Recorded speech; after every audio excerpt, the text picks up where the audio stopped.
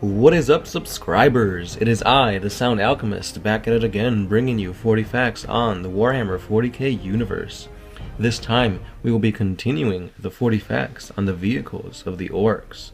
So without further ado, let's go on to one of their most famous and deadly vehicles, the Warbike.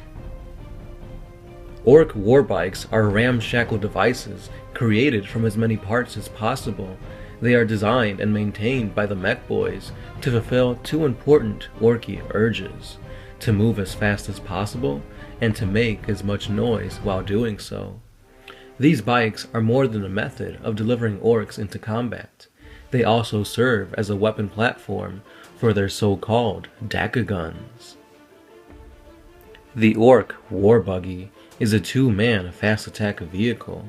They come in all shapes and sizes, but standard warbuggies have 4 wheels and have a low riding chassis and a supercharged engine that enables it to zoom into battle at incredible speeds. As a result, warbuggies are ideally suited for the ash wastes and silt flats of industrial worlds. Those speed freaks who own warbuggies are an inevitable group that ramshackle together and form many bands that rampage across the battlefield, blasting away at anything that they can. There is a variant to the buggy known as the war track, which are tracked vehicles that are modified by the versatile mech boys. Now they are essentially a war buggy that's been mounted upon a sturdy track unit. It does sacrifice speed, but in so you can deliver heavier firepower, more Daka, more pain. The war truck. Trucks are an orc vehicle that's primarily used for transporting orcs across the battlefield at breakneck speeds. Because orcs don't really have much of a concept of personal space, these trucks are often piled with as many orcs as that can fit. Sometimes they have runners mounted on the sides of the truck so that more greenskins can cling on to the sides and get stuck in faster. Some of the more intelligent orcs wait for the truck to slow down before jumping off said runners. War trucks are usually armed with big shooters in the front, as well as some spiky bull bars so that they don't miss the thrill of close combat. War trucks serve well to be launched into battle, guns blazing, to unload a heap of greenskins into the fray, but because of orkishness, they are always almost wrecked during every battle. The looted wagon are enemy vehicles which the orcs have wrecked and are salvaged by looters and then taken to the mechs to be rebuilt. The orcs will add customizations that are likely to damage the wagon as it is to damage the enemy. Looted wagons are popular with the Death Skulls tribe, who are very good at liberating these vehicles. Death Skulls like to loot vehicles, repair them, and then use it on the same enemy, most likely during the same battle. There is a legend about a looted called Grabber Gutsbag who could loot Imperial Titans. Blood Axes also like looted wagons and use them to infiltrate Imperial Guard positions. Now these looted tanks can include Rhinos, Predators, Land Raiders, Hammerheads, Sentinels, and basically any other tank employed by any Imperial or Xenos race. The Grop Tank. These are small, ramshackled, armored vehicles built and piloted by Gretchens. The product of the insane imaginations of Grot serpents and scavengers have spent far too long under the influence of the insane geniuses of the big mechs and the mech boys. Grot tanks are small assault tanks made to imitate the far larger orc vehicles.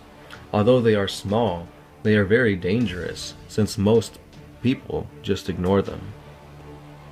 The Orc Battle Wagon is a common type of large orc vehicle. They are designed to carry whole mobs of orcs, plus Gretchen, Snotling, Squigs, or any shiny things that may belong to the mob. Battle wagons are typically large, heavy, and noisy. Ownership of a battle wagon marks an orc out as particularly being prestigious or flashy. A typical battle wagon owner is most likely a knob of some description, though various oddboys may have access to battle wagons at certain times.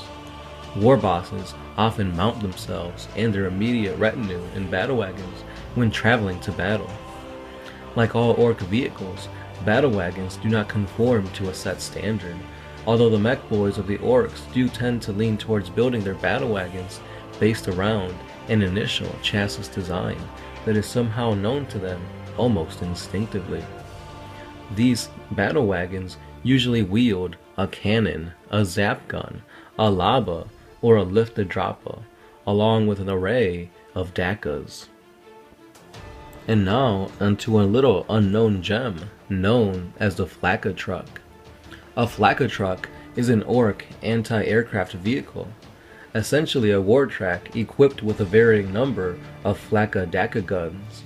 The design was pioneered by the mech boy Grimguts, who was sick of local Ork aircraft constantly buzzing over his workshop. He designed the weapon in the course of an afternoon to shoot down these pests.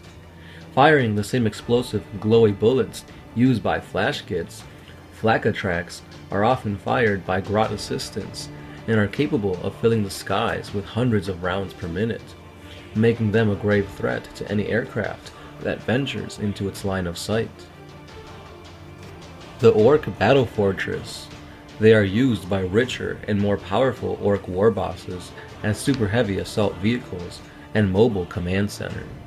These enormous heavily armed vehicles bristle with heavy cannons, energy weapons, and explosive launchers. As a rule, any Ork vehicle of sufficient size can be called a battle fortress by the Orcs themselves, and, like most Ork vehicles, there is very little standardization to these weapons.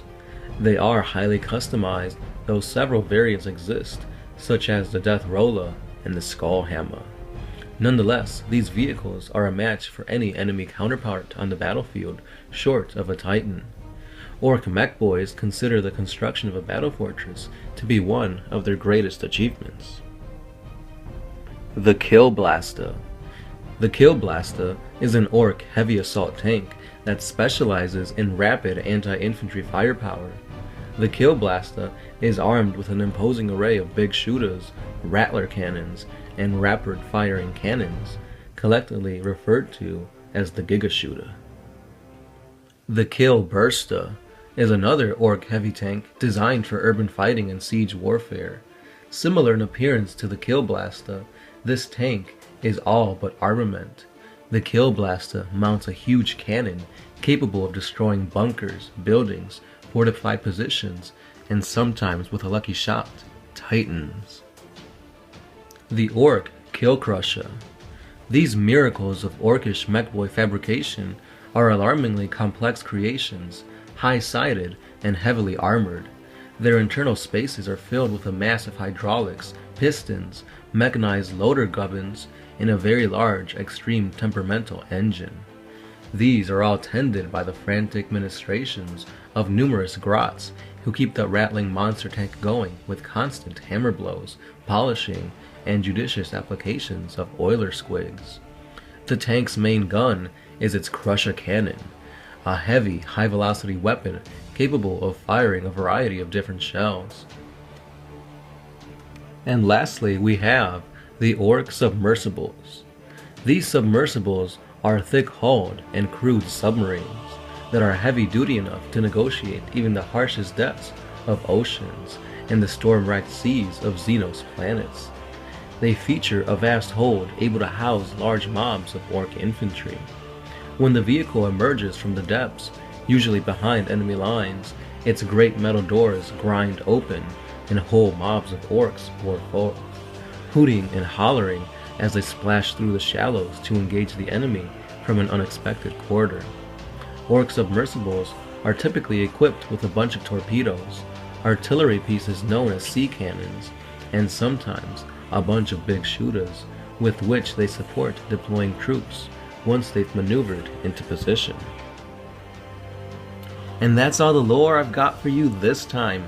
Please stay tuned because there is going to be a part 3 where we go into the aircraft of the Orcs. Now, I was surprised because I had no idea that Orcs had submarines. Just water in 40k in general is so rare, in my opinion. Like, you barely hear about any aquatic battles, You don't really see any Space Marines fighting underwater. It's like water is like not present in the grim dark future of 40k. But let me know if you guys know anything that has to do with water. Please leave it down in the description, because I would love to research it, learn about it, and hey, maybe even put out a 40 facts. So let me know what you guys thought about this lore. Are the orcs interesting enough for you guys? I thought they're pretty cool. Obviously Gersh loves them since he collects them. But yeah, thank you guys for 50k likes, or not likes, 50k subscribers. Also, thank you guys for almost getting us to 1,000 likes on Facebook. We are ever so close, which means giveaway time. But anyway, that's all I've got for you guys today. As always, I am the Sound Alchemist, thanking you guys for being awesome subscribers, and I am signing out.